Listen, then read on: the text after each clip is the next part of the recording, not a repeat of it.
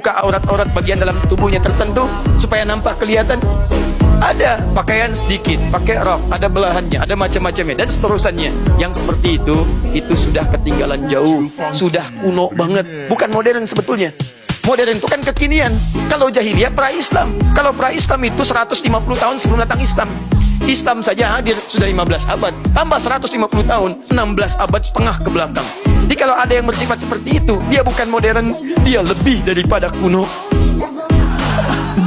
Katakan, kalau ada perempuan jalan seperti itu, lihat, kuno. Masya Allah. Ada orang yang pada pakai perhiasan ingin tampak, katakan, kuno. Baik. Ada perempuan buka aurat bagian kepala, katakan, kuno. Jelas ya? Baik, jadi teman-teman sekalian, dan bukan cuma kuno. Sekali lagi, kuno 16 abad kuadrat.